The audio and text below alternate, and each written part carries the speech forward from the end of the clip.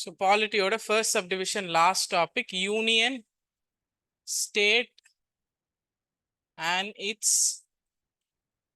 territory. Okay, இப்போ இது என்னன்னா part 1ல இருக்கு and it consists of article 1 to 4. Yes, part 1 article 1 to 4. ஆமா தானே? part 1 article 1 to 4. First article 1 to 4 என்னென்ன அப்படிங்கறத படிச்சுட்டு அதுக்கப்புறம் we'll go into this topic, we'll dive deep. So article 1 first. article 1 தான் இப்ப நம்ம ஆல்ரெடி படிச்சிருக்கோமே. என்ன படிச்சிருக்கோம்? So article 1 clear-ஆ என்ன சொல்லுது? Name and territory of the union. இந்தியாவோட பேர் என்ன, அதோட எல்லை என்ன, இந்தியாவோட எல்லை என்ன அப்படின்னு சொல்றதா ஆர்டிகல் 1. இந்தியாவோட பேரு இந்தியா, அதாவது பாரத், ரெண்டு நேம் இருக்கு. இப்ப இடையில இந்தியா அலையன்ஸ் அப்படின்னு என்டிஏக்கு ஆப்போசிட்ல இவங்க செட் பண்ணதுக்கு அப்புறம் இந்தியா பேரை பாரத் மாத்திரம்னு ஒரு இஷ்யூ வந்துச்சு தெரியுமா? எதுக்கு மாத்துறீங்க, ஆல்ரெடி கான்ஸ்டியூஷன்ல இருக்குல்ல அப்படின்னா, சரி இந்தியன் ஸ்ட்ராங்கா ரெஜிஸ்டர் எங்க தோத்து போயிருவாங்களோ அப்படிங்கிறது தான்.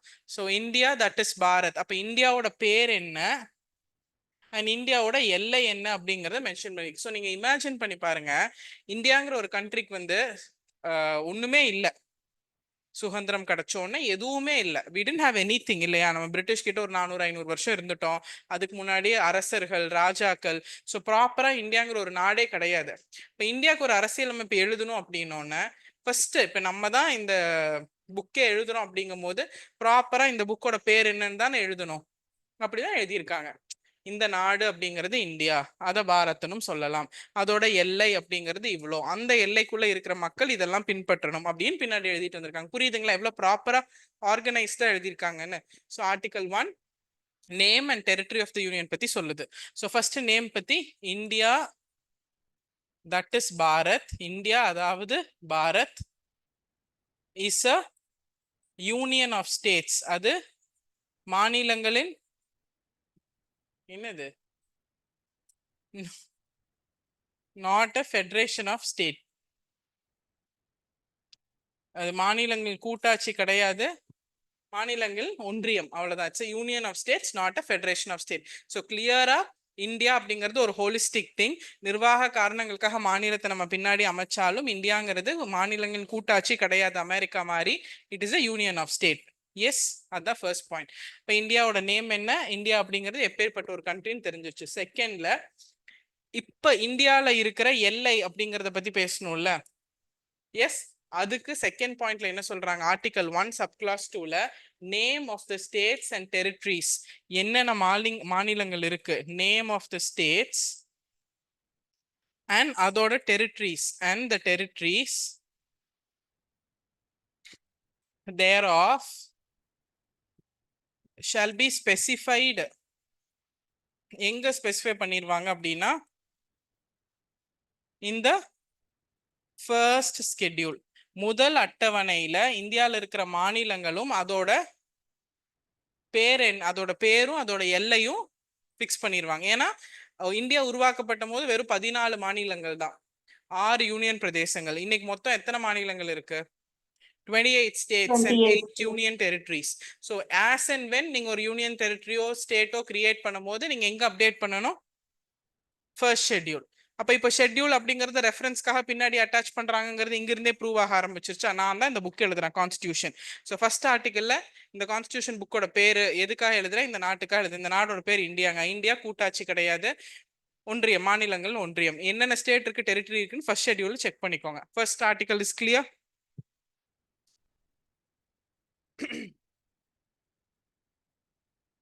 மூணாவது பாயிண்ட், இதே ஆர்டிகல் 1 கீழே தேர்ட் பாயிண்ட். அப்ப டெரிட்டரி ஆஃப் இந்தியாக்குள்ள எதெல்லாம் வரும் அப்படின்னா, த டெரிட்டரி ஆஃப் இந்தியா, இந்தியாவோட எல்லை அப்படிங்கிறது எதெல்லாம் அதுக்குள்ள அடங்கும் அப்படின்னா, shall comprise of A or A இல்லைன்னா பி, லைக் 1 2 3 போட்டுக்கோங்க. The territories of all state. கூப்பிட்டீங்களா? The territories of all the state. Number 2, the union territories UTs specified in first schedule.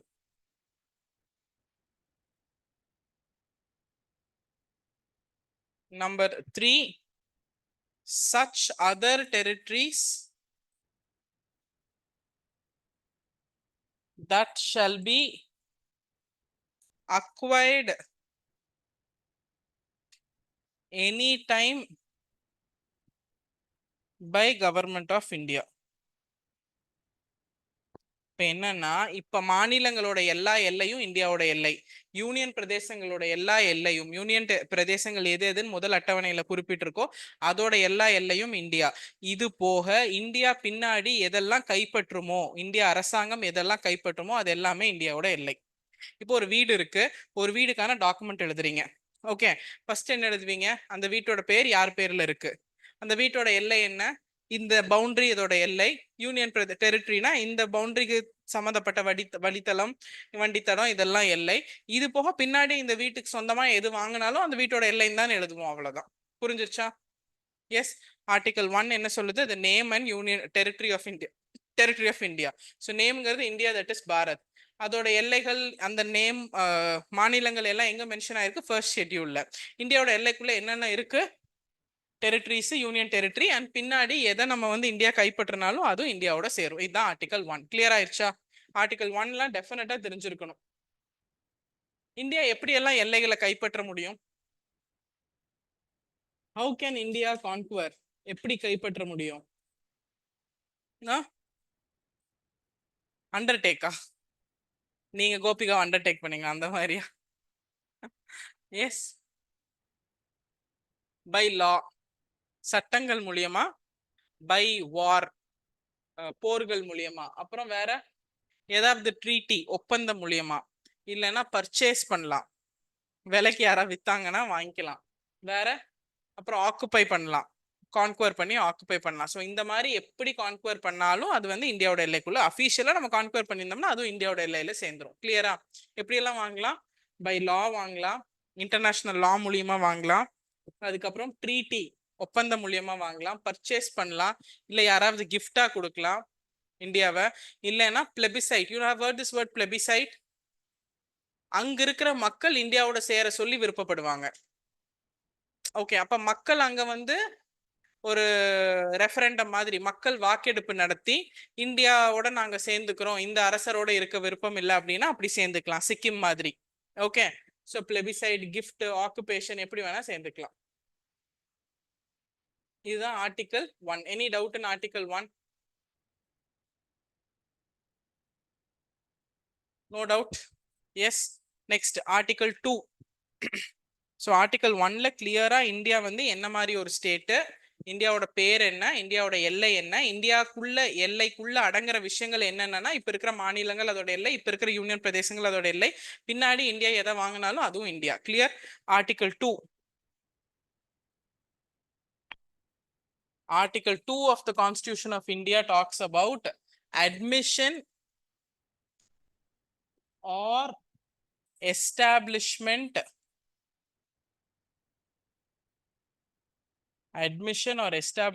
of a new state. New states. ஏதாவது புதுசா ஒன்ன வந்து இந்தியாவுக்குள்ள கொண்டு வரீங்க, மாநிலங்களையோ மாநிலமையோ இந்தியாவுக்குள்ள கொண்டு வரீங்க. நியூ அப்படின்னா என்ன? இதுக்கு முன்னாடி இந்தியாவுக்குள்ள இல்லாத ஒரு விஷயத்த இந்தியாவுக்குள்ள கொண்டு வரீங்க.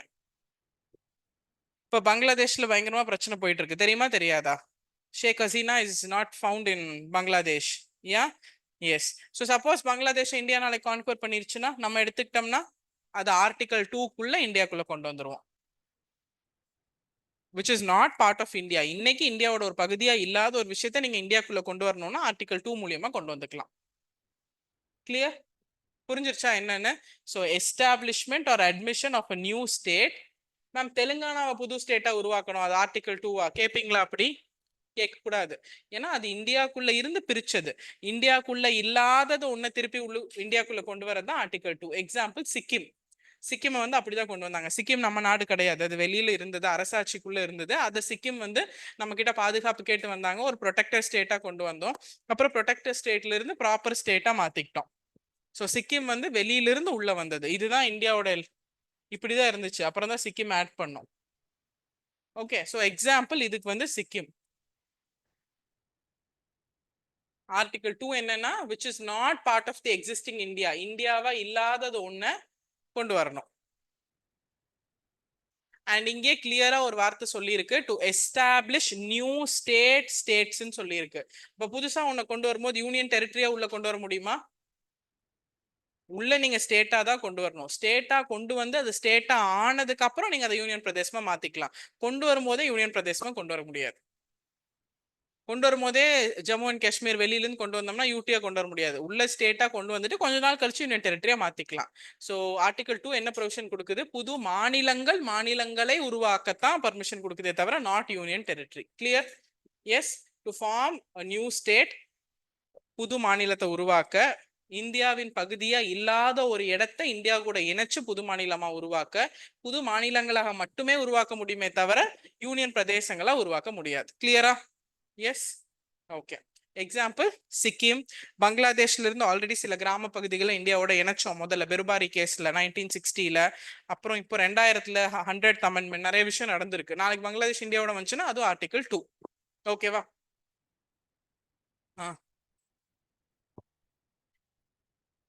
மாநிலம் அப்படின்னா நம்ம தமிழ்நாடு மாதிரி, அது வந்து மக்கள் தொகையில பெருசா இருக்கும். ஸோ அந்த மாநிலத்தை ஆட்சி பண்றதுக்கு அங்க ஒரு சட்டமன்றம் இருக்கும், அங்க ஒரு முதலமைச்சர் இருப்பாரு, அங்க அமைச்சரவை இருக்கும். ஆனா மாநிலம் அந்தஸ்து கொடுக்க முடியாது. ஆனா தனியா ஒரு குட்டி மக்களவையில, மக்கள் பாப்புலேஷன், மக்கள் தொகை கம்மியா இருக்கு, தனியா அது வந்து மாநில அந்தஸ்து கொடுக்க முடியாது. ஆனா தனியா நம்ம வந்து சென்ட்ரல் கவர்மெண்ட் கண்ட்ரோல்லே வச்சுக்கணும் அப்படின்னு நினைச்சா அது யூனியன் டெரிட்டரி. அது வந்து சென்ட்ரல் கவர்மெண்டோட டைரக்ட் கண்ட்ரோல் இருக்கும். ஸோ அங்க வந்து முதலமைச்சர் இருக்க மாட்டாரு, முதலமைச்சர் இல்லாம மக்களவை இருக்காது, ஐ மீன் மக்களவைங்கிற சட்டமன்றம் இருக்காது, ஸோ அமைச்சரவை இருக்காது. ஸோ அதுக்கு எக்ஸாம்பிள் தான் உங்களோட லக்ஷ்வதீப், அந்தமான் எல்லாமே. அதுக்கு எக்ஸெப்ஷன் தான் புதுச்சேரியும் டெல்லியும். புதுச்சேரியும் டெல்லியும் என்னன்னா பார்ஷியல் ஸ்டேட்ஹுட், பகுதி மாநில அந்தஸ்து பெற்ற 2 யூனியன் டெரிட்டரிஸ். யூனியன் டெரிட்டரிஸ்னா என்ன? யூனியன் பிரதேசங்கள். புரிஞ்சிருச்சுங்களா? மாநிலம்னா ஃபுல் ஸ்டேட்ஹுட். சென்ட்ரல் கவர்மெண்ட் கீழே நீங்க ஒரு ஸ்டேட், உங்களுக்கு சீஃப் மினிஸ்டர் இருக்கும், சட்டமன்றம் இருக்கும், ஸ்டேட் லெஜிஸ்லேட்டிவ் அசம்பிளி இருக்கும், உங்களோட மாநில அமைச்சரவை இருக்கும், ஸ்டேட் அசம்பிளி இருக்கும், அதுல அமைச்சர்கள் இருப்பாங்க, அவங்க அவங்களோட விஷயத்த பாத்துக்குவாங்க. சென்ட்ரல் கவர்மெண்ட் கீழே ஸ்டேட் கவர்மெண்ட் ஃபங்க்ஷன் ஆயிட்டு இருக்கும், அவ்வளவுதான். தனியா இப்ப எப்படி தமிழ்நாடு இருக்கு அந்த மாதிரி நமக்கும் அவங்களுக்கும் மத்திய மாநில உறவுகள் இருக்குமே தவிர மாநிலத்துல நடக்கிற ஆட்சி தான் தமிழ்நாட பாத்துக்குது. ஆனா இதுவே லக்ஷ்வதீப் அப்படின்னா அதுக்கு மாநில அந்தஸ்து கொடுக்க முடியாது, மக்கள் தொகை ரொம்ப கம்மி, வெறும் 33 ஸ்கொயர் ஃபீட் தான் லக்ஷ்வதீப்போட ஏரியாவே. ஆனா அங்கேயும் மக்கள் வாழ்றாங்க. ஸோ சென்ட்ரல் கவர்மெண்டோட டைரக்ட் கண்ட்ரோல்குள்ள இருக்கும். சென்ட்ரல் கவர்மெண்ட் அங்கிருந்து ஒரு ரெப்ரசன்டேட்டிவ், அவங்க பிரதிநிதியா ஒரு அட்மினிஸ்ட்ரேட்டரையோ கவர்னரையோ நியமிச்சு அதை கண்காணிச்சுக்குவாங்க. இப்போ இது union territory. Lakshadweep union territory, Tamil Nadu மாநிலம். லக்ஷ்வதீப் ரொம்ப பாப்புலேஷன் கம்மி, சின்ன ஏரியா, ஸோ சென்ட்ரல் கவர்மெண்ட் கீழே இருக்கு. தமிழ்நாடு பெரிய பாப்புலேஷன், ஸோ நம்ம ஸ்டேட்டா இருக்கும். இது ரெண்டுக்கும் நடுவுல இருக்கிறதா டெல்லியும் புதுச்சேரியும். அது என்னமோ யூனியன் டெரிட்டரி தான். ஓகே, 8 யூனியன் டெரிட்டரியில தான் அது பேர் வருது, அது யூனியன் பிரதேசம் தான். ஆனா பார்ஷியல் ஸ்டேட்ஹுட் கொடுத்திருக்காங்க, பகுதி மாநில அந்தஸ்து கொடுத்து அங்க ஒரு முதலமைச்சரும் மாநில சட்டமன்றமும் இருக்கு. சில விஷயங்கள் மட்டும் அந்த மாநில அரசு கட்டுப்பாட்டுக்குள்ள இருக்கும், மெயின் விஷயங்கள் எல்லாமே சென்ட்ரல் கவர்மெண்ட் கண்ட்ரோல்ல தான் இருக்கும்.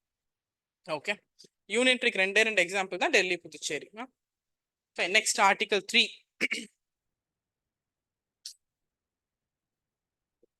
ஆர்டிகல் 3 என்னன்னா formation of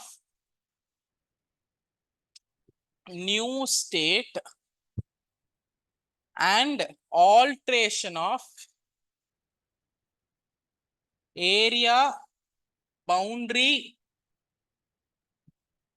names of existing state. இதுதான் தெலுங்கானா கேஸ். இதுக்கு ஃபர்ஸ்ட் ஒரே நிமிஷம் கவனிச்சுக்கோங்க, இதுக்கு ஷார்ட்கட் வந்து ஃபிதா.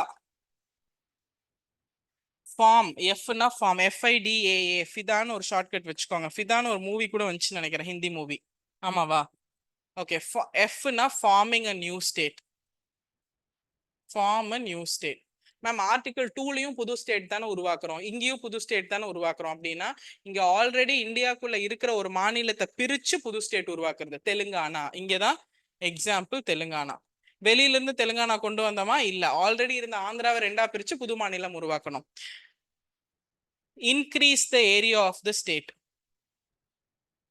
ஓகே, தெலுங்கானா ஆந்திராவோட சேர்த்திட்டா மறுபடியும் ஆந்திராவோட பரப்பளவு இன்க்ரீஸ் ஆயிரும்ல.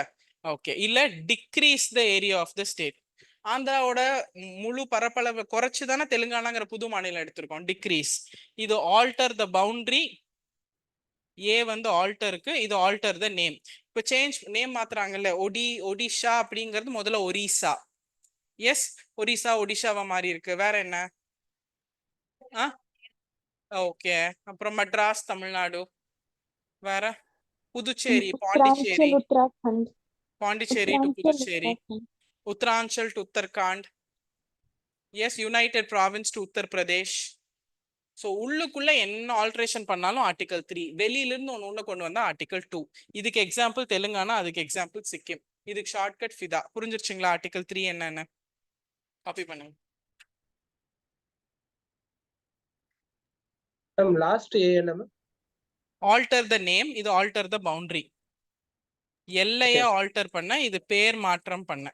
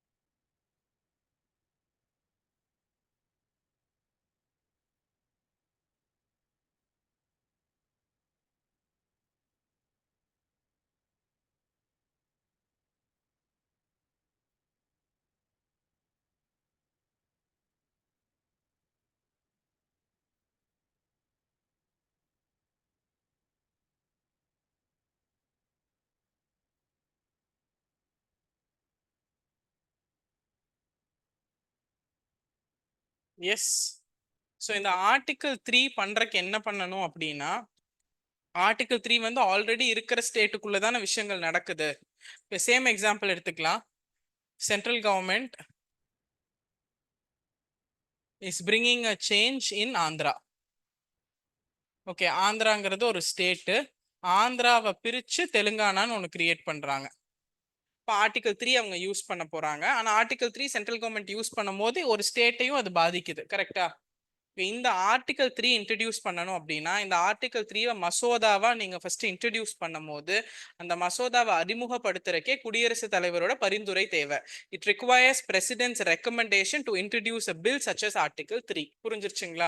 அந்த மசோதாவை நீங்க பாராளுமன்றத்துல லோக்சபால அறிமுகப்படுத்தும் போதே அந்த மசோதா குடியரசுத் தலைவரோட பரிந்துரையின் பேர்ல தான் அதை அறிமுகப்படுத்த முடியும். ஸோ ஃபர்ஸ்ட் பாயிண்ட், ஆர்டிகல் 3க்கு requires president recommendation.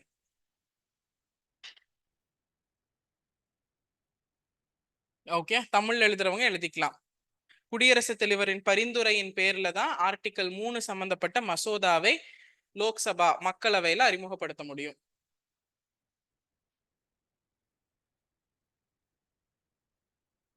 Okay, so ஆந்திராவை பிரிக்கிறதுக்கு முதல்ல பிரசிடென்ட் ரெக்கமெண்ட் பண்ணதுக்கு அப்புறம் தான் இன்ட்ரடியூஸ் பண்ணாங்க. ஃபைன். ரெண்டாவது, எந்த ஸ்டேட் எதை மாத்துறாங்க? ஆந்திரா ஸ்டேட்டை மாத்துறாங்க. அப்ப அந்த ஸ்டேட்டுக்கு இது தெரியப்படுத்தணும்ல. எஸ். ஸோ அந்த கன்சர்ன்டு ஸ்டேட்டுக்கு ரெஃபர் பண்ணணும் அந்த பில்லை. இப்ப சப்போஸ் தமிழ்நாடு பிரிக்கிறாங்கன்னா தமிழ்நாடு சட்டமன்றத்துக்கு அந்த பில் ரெஃபர் பண்ணணும். Okay, so second point, refer the bill, அந்த மசோதாவை சம்பந்தப்பட்ட மாநிலத்துக்கு, மாநிலத்தோட சட்டமன்றத்துக்கு ரெஃபர் பண்ணணும். Refer the bill to state legislature. Okay, இப்போ ஆந்திராக்கு பிரசிடென்ட்டோட பரிந்துரையின் பேர்ல அந்த மசோதாவை அறிமுகப்படுத்தி அது ஆந்திராக்கு ரெஃபரும் பண்ணிட்டாங்க. அந்த மசோதாவை ஆந்திரா நோன்னு சொன்னாங்க. ஓகே, ஆனாலும் அவங்க கேட்கல, பிரிச்சாங்க. அப்படின்னா என்ன பாயிண்ட் வருது? இந்த ரெஃபரன்ஸ் அப்படிங்கிறது டைம் பவுண்ட். குறிப்பிட்ட டைமுக்குள்ள இவங்க பதில் சொல்லணும். எந்த அந்த கன்சர்ன்டு மாநிலம், அந்த மாநிலம் அந்த மசோதா பெற்ற இத்தனை நாட்களுக்குள்ள உங்க மசோதால இதுக்கான விஷயத்தை, தீர்மானத்தை நிறைவேற்றி பதில் சொல்லுங்கன்னு சொல்லிடுவாங்க. ஸோ டைம் பவுண்ட், காலத்துக்கு குறிப்பிட்ட கால அவகாசத்துக்கு உட்படுத்தப்படும்.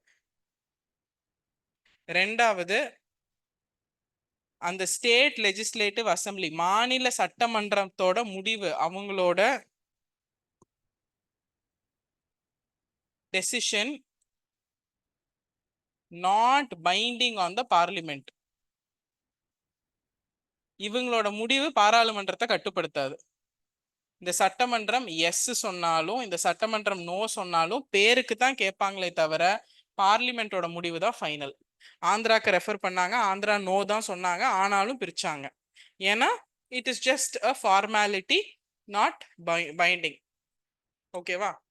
So time bound and not binding on the state. அது வந்து அந்த மாநில அரசோட முடிவு வந்து பாராளுமன்றத்தை கட்டுப்படுத்தாது, பாராளுமன்றத்தோட முடிவு தான் ஃபைனல்.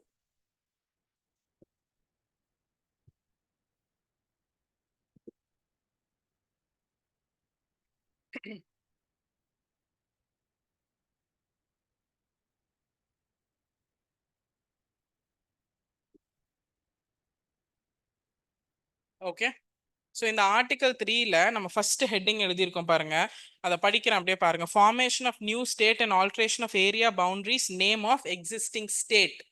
அப்ப ஆர்டிகல் 3யும் மாநிலங்களை மறு சீரமைப்பு பண்ணதான் இந்த சட்டம் உருவாக்கப்பட்டுச்சு. ஆனா 1966க்கு அப்புறம் யூனியன் டெரிட்டரிஸையும் நீங்க இப்படி மாத்திக்கலாம் அப்படின்னு அமெண்ட் பண்ணிட்டாங்க.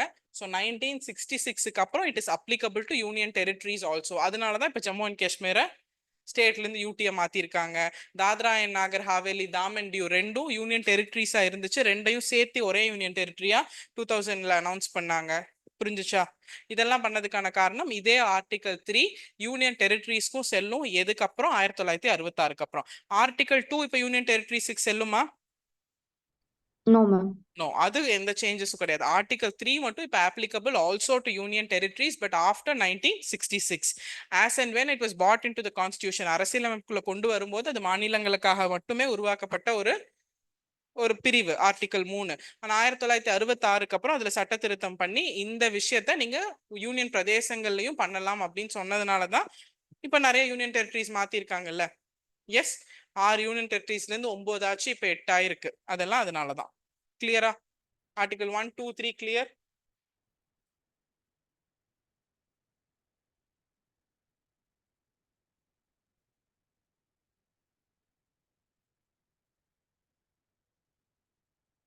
கிளியர். இன்னொன்னு, இதுக்கு எக்ஸெப்ஷன் போட்டுக்கலாம். எக்ஸெப்ஷன் போட்டு எழுதுங்க.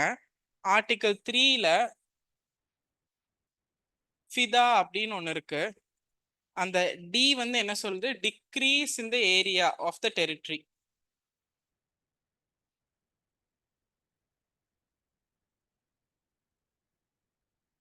Degrees in the area of the territory. கரெக்டா?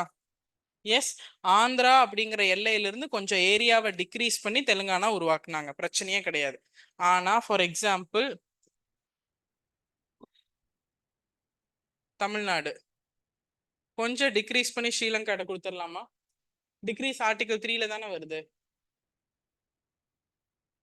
எக்ஸிஸ்டிங் ஸ்டேட்ல தான் டிக்ரீஸ் பண்றோம். இல்லைன்னா இந்த பகுதி வெஸ்ட் பெங்கால் கொஞ்சம் டிக்ரீஸ் பண்ணி ஈஸ்ட் பெங்கால்கிட்ட கொடுத்துடலாமா?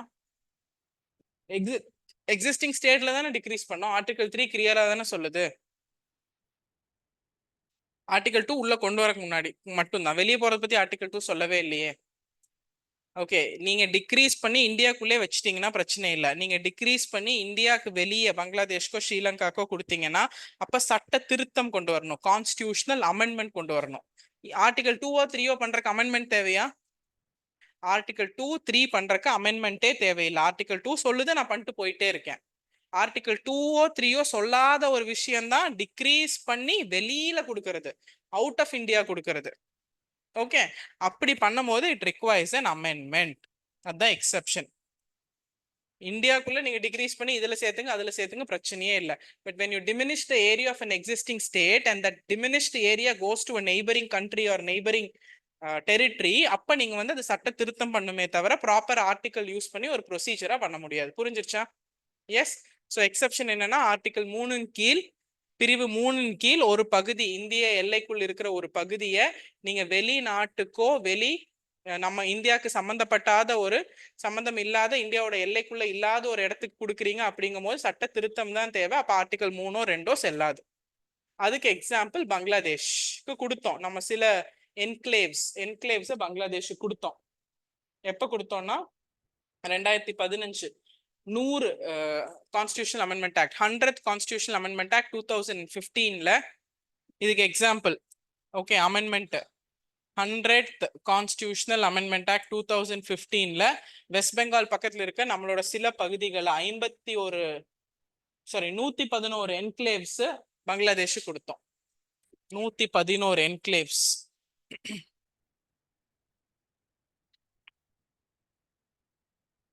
111 enclaves we gave it to Bangladesh. அப்ப அதுக்கு வந்து நம்ம சட்ட திருத்தம் தான் கொண்டு வந்தோமே தவிர ப்ரொசீஜர்ல மாத்தல. ஓகே,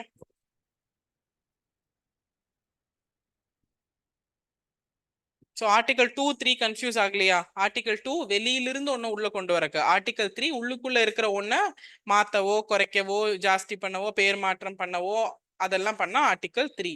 ஆனா அப்படி பேர் மாற்றம் உள்ளுக்குள்ளேயே தான் பண்ணிக்கணும், வெளியே கொடுக்கணும்னா சட்ட திருத்தம் தேவை.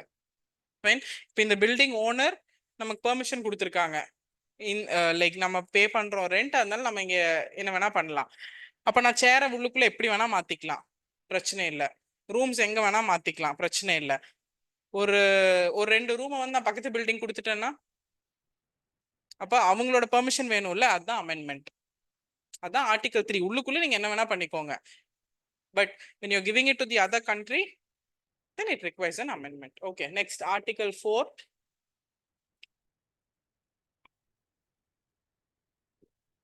article 4 article 4க்கு முன்னாடி ஷெட்யூல் 1 என்ன, ஷெட்யூல் 4 என்ன சொல்லுங்க பார்க்கலாம். Schedule 1 name, area of the state and union territory. Okay, schedule 4. Okay, allocation of seats to Rajya Sabha. Rajya Sabha allocation. To Rajya Sabha. மாநிலங்களவைக்கு எத்தனை சீட் அப்படிங்கறத மாத்தோம். ஓகே, இப்ப ஆர்டிகல் 3 யூஸ் பண்ணி ஆல்ட்ரேஷன் பண்ணிட்டோம். ஓகே, ஆந்திரா பெரிய மாநிலமா இருந்துச்சு, இப்ப 2 மாநிலம் ஆயிடுச்சு. அப்ப ராஜ்யசபா கொடுக்குற உறுப்பினர்களை குறைக்கணும்ல. ஆந்திராக்கு முதல்ல 40 இருந்துச்சுன்னா இப்போ ஒரு 30 குறைக்கணும்ல. அந்த 10 தெலுங்கானாக்கு போயிரும்ல. ஸோ ஆர்டிகல் 3ல கை வச்சீங்கன்னா 4 மாத்தணும்ல. அதே மாதிரி ஆர்டிகல் 3ல கை வச்சீங்கன்னா 2ல கை வச்சீங்கன்னா இங்கேயும் மாத்தணும்ல. அதான் ஆர்டிகல் 4 சொல்லுது. ஆர்டிகல் 4 என்ன சொல்லுதுன்னா, ஃபர்ஸ்ட் பாயிண்ட், அமெண்ட்மெண்ட் தேவையில்லை. ஆர்டிகல் 2 and 3 பண்றதுக்கு no amendment. Article 2 and article 3 பண்றதுக்கு அமெண்ட்மெண்ட் நாட் ரிக்வயர்ட், சட்ட திருத்தம் நாட் ரிக்வயர்ட்.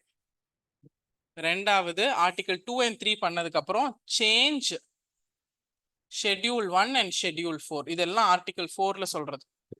ஆர்டிகல் 4 என்ன சொல்லுது, ஷெட்யூல் 1ஐயும் அட்டவணை 1ஐயும் 4ஐயும் மாத்துங்க ஆர்டிகல் 2 and 3 பண்ணதுக்கு அப்புறம். ஆர்டிகல் 2 and 3 பண்ணும்போது சட்ட திருத்தம் தேவையில்லை. என்னாச்சு எழுதலையா?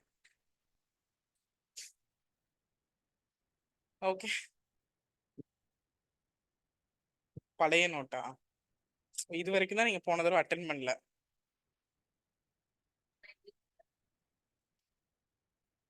நீங்க லாஸ்ட் டைம் பாலிட்டி அட்டென்ட் பண்ணலையா?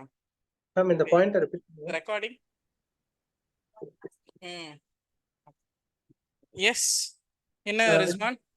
இல்ல ஆர்டிகல் 4 ரிப்பீட் பண்ணுங்க மேம், மறுபடியும் வருது. ஆர்டிகல் 4 என்ன சொல்லுது அப்படின்னா, ஆர்டிகல் 4ஓட ஃபர்ஸ்ட் பாயிண்ட் என்னன்னா, to implement article 2 and 3. Article 2 and 3 நீங்க எஃபெக்ட் கொண்டு வரும்போது அமெண்ட்மெண்ட் நாட் ரிக்வயர்ட். ரெண்டாவது, ஆர்டிகல் 2 and 3 நீங்க பண்ணீங்க அப்படின்னா you should change schedule 1 and schedule 4. புரிஞ்சிருச்சா? பண்ணிதான் ஆகணும். ஓகே, 2 பாயிண்ட் சொல்லுது, அமெண்ட்மெண்ட் தேவையில்லை, ஷெட்யூல் 1ஐயும் 4ஐயும் நீங்க மாத்திரணும். ஏன்னா 2ல புது ஸ்டேட் கொண்டு வந்தீங்கன்னா இங்க மாத்தணும்ல, நேம்ல ஆட் பண்ணும், ஏரியால ஆட் பண்ணும். ஆர்டிகல் 3 போட்டீங்கன்னாலும் நேம்ல ஆட் பண்ணும், ஏரியால நேம் பண்ணும்.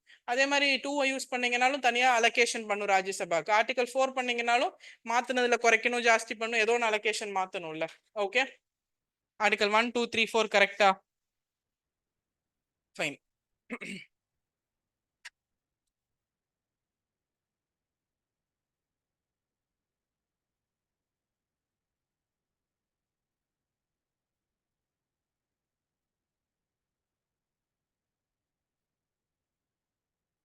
நெக்ஸ்ட், இந்தியாக்குள்ள இப்ப இருக்கிற யூனியன், ஸ்டேட் அண்ட் டெரிட்டரிஸ் எப்படி உருவாச்சு? இந்தியன் இண்டிபெண்டன்ஸ் 1947க்கு அப்புறம் நம்ம கிட்ட ஸ்டேட் அப்படிங்கிற ஒரு விஷயமே கிடையாது. Part A, part B, part C, part டின்னு 4 பகுதியா பிரிட்டிஷ்காரன் வச்சிருந்ததை நம்ம கொண்டு வந்துட்டோம். அப்ப என்னன்னா பிரின்ஸ்லி ஸ்டேட், பிரிட்டிஷ் ப்ராவின்சஸ் 2 தானே இருந்துச்சு. பிரின்ஸ்லி ஸ்டேட்ஸ் அப்படின்னா அந்த அரசர்கள் ஆங்கிலேயர்களுக்கு கட்டுப்பட்டு இருந்திருப்பாங்க, அதனால அது பேர் பிரின்ஸ்லி ஸ்டேட். அதுல நிறைய மரியாதை கொடுத்து பிரிட்டிஷ்க்கு ரொம்ப சப்போர்ட் பண்ணவங்களுக்கு வந்து கன் சல்யூட் ஸ்டேட்ஸ் அப்படின்னு பேரு. அந்த அரசர்கள் வரும்போது துப்பாக்கி ஏந்திய மரியாதை கொடுப்பாங்க. அதுல 11 கன் 9 கன் அந்த மாதிரி எல்லாம் மரியாதை கொடுப்பாங்க. நான் தான் நிறைய காசு கொடுக்குறேன்ல, இப்ப நான் பிரிட்டிஷ்காரனை பார்க்க வந்தேன்னா எனக்கு நல்ல மரியாதை. நீங்க நான் ஏன் உனக்கு வரி கொடுக்கணும், நீ மாமனா மச்சானான்னு கேட்டீங்கன்னா தூக்குல போட்டு அது பிரிட்டிஷ் மாகாணமா ஆக்கிடுவாங்க. கொஞ்சமா கொடுத்துட்டு இருந்தா கன் சல்யூட்ல கொஞ்சம் பவர் கம்மி, ஆனா இப்படி இருந்துச்சு கிளாசிபிகேஷன். அதுதான் part A, part B, part C, part D. அந்த part A, part B, part C, டியை முடிச்சு பிரிச்சுட்டு நமக்கு சுதந்திரம் வந்ததுக்கு அப்புறம் நம்ம மாநிலங்களாவும் யூனியன் பிரதேசங்களாவும் பிரிச்சோம். 14 ஸ்டேட்ஸ் அண்ட் யூனியன் டெரிட்டரிஸ். அதை பிரிக்கிறதுக்கு முன்னாடி நம்ம கன்ஃபியூஷன், எப்படி பிரிக்கிறது, எதன் அடிப்படையில் மாநிலங்களையும் யூனியன் டெரிட்டரிஸும் பிரிக்கிறது. அப்போ எப்படி பிரிக்கிறதுன்னு தெரியாம பயங்கர கன்ஃபியூஷன். எஸ்கேதார், ஜேவிபி கமிட்டி, ஃபாசில் அலி கமிட்டி அப்படின்னு 3 கமிட்டி போட்டாங்க. எஸ்கேதாரும் ஜேவிபி கமிட்டியும் மொழிவாரி அடிப்படையில மட்டும் பிரிச்சிடாதீங்க, இந்தியா ஏற்கனவே பிரிட்டிஷ் கிட்ட இருந்து இப்பதான் ஒண்ணு சேர்ந்திருக்கு, மறுபடியும் மொழி வாரியம்னா நான் தமிழ், நீ மலையாளம், நீ ஹிந்தி, நீ இங்கிலீஷ், நமக்குள்ள பிரிவினை வந்துடும். ஸோ மொழி வாரியம் அப்படிங்கிறது நாட் அ குட் ஐடியான்னு சொல்லிட்டாங்க. அப்புறம் தான் ஆந்திர பிரதேஷ்ல பொட்டி ஸ்ரீராமுலுன்னு ஒருத்தர் இருந்தாரு, 53 நாள் உண்ணாவிரதம் இருந்தாரு. ஓகே, 56 டேஸா 53 டேஸா 56 டேஸ் 1953ல 1953ல 56 நாள் உண்ணாவிரதம் இருந்து 1954ல இறந்துட்டாரு. உண்ணாவிரதம் இருந்து அவர் எதுக்கு உண்ணாவிரதம் இருந்து இறந்தாரு அப்படின்னா, ஆந்திராவை மொழிவாரி அடிப்படையில மெட்ராஸ்ல இருந்து பிரிக்கணும் அப்படின்னு. அப்படி பிரிச்சதுனாலதான் வெங்கி அங்க போனாரு. தெரியுமா யாரு வெங்கின்னு? பெருமாள் தான். திருப்பதி temple. திருப்பதி வெங்கி, வெங்கடாச்சலபதி. வெங்கி அங்க போனதுனால தான் நமக்கு கொஞ்சம் வருமானம் கம்மியாயிருச்சு. ஓகே, சோ அப்படி அவர் உண்ணாவிரதம் இருந்து இறந்ததுனால அவரோட உண்ணாவிரதத்துக்கு மரியாதை கொடுக்கற வேண்டிய வகையில முதல் மொழிவாரி அடிப்படையில பிரிக்கப்பட்ட மாநிலம் தான் ஆந்திரா. ஓகே, அப்போ அதுக்கப்புறம் போட்டாங்க ஃபாசில் அலி கமிஷன். ஃபாசில் அலி தெளிவா சொல்லிட்டாங்க, மொழிவாரி அடிப்படையில் பிரிக்கிறதுன்னு முடிவு பண்ணிட்டீங்க, அட்லீஸ்ட் ஒரு மொழி ஒரு மாநிலம்னாவது பிரிக்காம இருங்க. அட்லீஸ்ட் சவுத் இந்தியன் லாங்குவேஜஸ் எல்லாம் சேர்த்து பிரிங்க, ரொம்ப பிரிவினை வந்துட போகுது மக்கள் கிட்ட அப்படின்னு. அப்புறம் முடியாம 14 ஸ்டேட்ஸ் 6 யூனியன் டெரிட்டரி பிரிச்சாங்க. அதப்படி ஸ்டேட் ரீஆர்கனைசேஷன் ஆக்ட், மாநில மறுசீரமைப்பு சட்டம் 1956 கொண்டு வந்து அதுலதான் 1956ல தான் 14 மாநிலங்களும் 6 யூனியன் டெரிட்டரி பிரிச்சாங்க. அப்படி பிரிஞ்சதுதான் தமிழ்நாடு. நவம்பர் 1, 1956. அதை தான் எடப்பாடியார் அரசு நவம்பர் 1 வந்து தமிழ்நாடு டேன்னு அனௌன்ஸ் பண்ணார். அதுக்கப்புறம் ஸ்டாலின் கவர்மெண்ட் வந்து எப்ப ஜூன்ல அறிவிச்சிட்டாங்க, அதை மாத்திட்டாங்க. இந்த கான்செப்ட்லாம் நடந்துச்சு. இப்ப எத்தனை மாநிலம் எத்தனை யூனியன் பிரதேசம் இருக்கு? 28 states, 1956ல 14 ஸ்டேட்ஸும் 6 யூனியன் டெரிட்டரியில இருந்து நம்ம 15th state, 16th state, 17th state நம்ம அப்படியே ஆட் பண்ணி இன்னைக்கு 29 மாநிலங்கள் ஆக்கணும். ஜம்மு அண்ட் காஷ்மீரோட சேர்த்து தெலுங்கானாங்கிறது 29வது மாநிலம். அப்புறம் 29ல இருந்த ஜம்மு அண்ட் காஷ்மீர் இந்த சைடு தூக்குனதுனால 28 ஆயிருச்சு. புரிஞ்சிருச்சா? ஓகே, யூனியன் ஸ்டேட் அண்ட் டெரிட்டரிக்குள்ள 2 சப்டிவிஷன். ஃபர்ஸ்ட் ஆர்டிகல் 1 to 4 இப்ப முடிச்சிட்டோம். ரெண்டாவது evolution of states of India and union territory. இந்தியாவில் எப்படி மாநிலங்களும் யூனியன் பிரதேசங்களும் உருவான கதை என்னங்கிறது தான் செகண்ட் ஹாஃப். நான் கதை உங்களுக்கு சொல்லிட்டேன். ஃபைன். இப்போ இந்த டேபுலர் காலம் will be sent to you.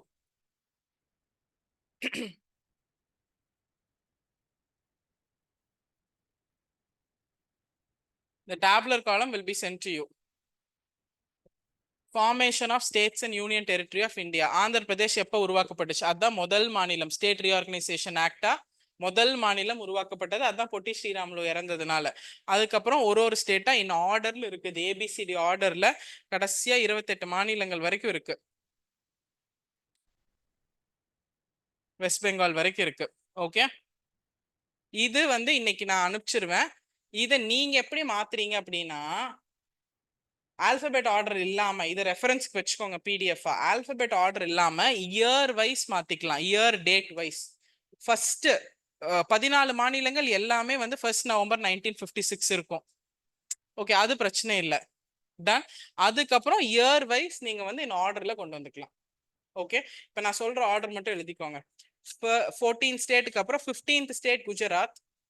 Right down 15th state Gujarat. Next heading எழுதிக்கோங்க, formation of states and union territory in India. Formation of states and union territory in India. அதுல 15வது மாநிலம் குஜராத். 15வது மாநிலம் குஜராத். 16வது நாகாலாந்து. 16வது நாகாலாந்து. 15 குஜராத், 16வது நாகாலாந்து, 17வது ஹரியானா, 18வது ஹிமாச்சல் பிரதேஷ், 19th ஸ்டேட் மணிப்பூர், 19வது Manipur, 20th state Tripura, 20th state Tripura, 21st state Meghalaya,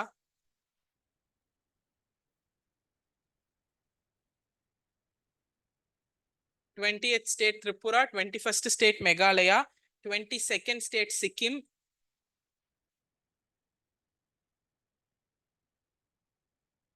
23rd state Mizoram, 23rd Mizoram, 24th Arunachal Pradesh, 24th Arunachal Pradesh, 25th Goa, 25th Goa, 26th Chhattisgarh, 26th Chhattisgarh, 27th Uttarakhand,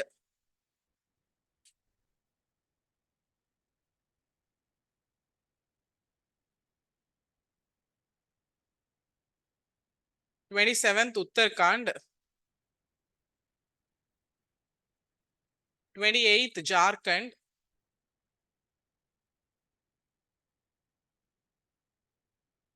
28th Jharkhand, 29th Telangana. Okay, இத ரெஃபரன்ஸ்ல வச்சுட்டு you can take this data. Order உங்களுக்கு தெரியும். அதுக்கப்புறம் இந்த டேட்டாஸ் எடுத்து ஒரு இதை மட்டும் படிச்சிருங்க. Tomorrow what you write test is making of the constitution, working of the constitution, salient features, preamble. அது வரைக்கும் டெஸ்ட் எழுதுங்க. இது நம்ம அந்த 3 கமிட்டி படிக்கணும்ல, தார், ஃபாசில் அலி, ஜேவிபி, அதெல்லாம் படிச்சுட்டு அதுக்கப்புறம் இதுவும் சிட்டிசன்ஷிப் ஏதாவது சேர்த்து எழுதிக்கலாம். Okay, tomorrow you will write test on constitution of India, அதுக்குள்ள மேக்கிங், ஒர்க்கிங், அது எல்லாமே, அப்புறம் பிரியாம்பிள், சேலியன் ஃபீச்சர்ஸ். ஃப்ரைடே இதோட கண்டினியூவேஷன் முடிச்சுட்டு will go into FR, FD, DPSP, citizenship அந்த பார்ட். புரிஞ்சிருச்சா? டன். ட்ராக்குள்ள தானே இருக்கீங்க, குவாலிட்டி விட்டு தூரமாலாம் போகல, இல்ல தெளிவா தானே இருக்கீங்க? முடிஞ்ச அளவுக்கு ஸ்லோவா கொண்டு போறேன், பட் முடிஞ்ச அளவுக்கு கிளாரிட்டியோட போறோம், அவ்வளவுதான். Okay, see you tomorrow. 2:30 economics class join பண்ணிருங்க. Thank you.